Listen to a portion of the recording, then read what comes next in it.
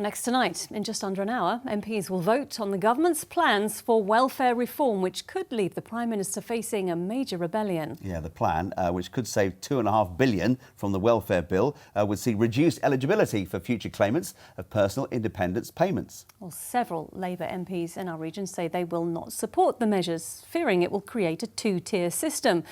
Well, Emma Hutchinson is at Westminster for us. Good evening, Emma. Tell us, how concerned are MPs in our region?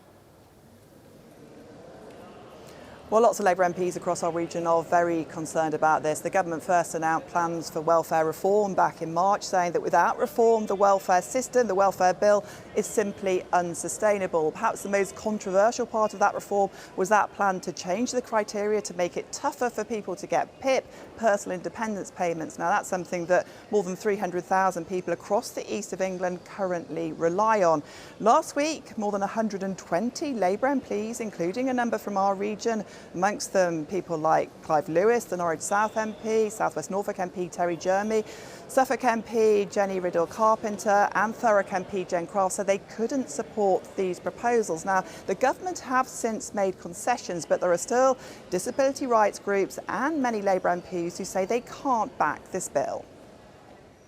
Well, I won't be voting in favour of the proposals. I'm very concerned about their impact on sick and disabled people in the country, including in my own constituency. I don't want to vote against the government, but at this time it looks as if that I'm going to have to, because those concerns have not been addressed. We think the whole system does need to be changed, but not in the way that Keir Starmer, Rachel Reeves and Liz Kendall say. There are huge barriers for disabled people getting jobs, and we understand that as disabled people. We need them to talk with us and co-produce policies that make sense, rather than a rushed policy to try and save £5 billion. Emma, do you think the government will win this vote?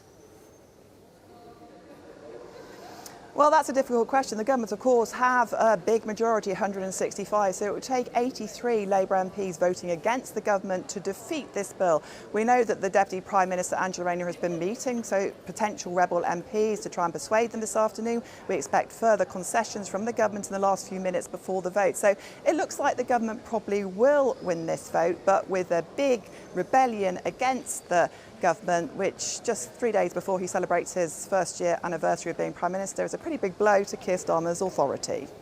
Emma, thank you very much.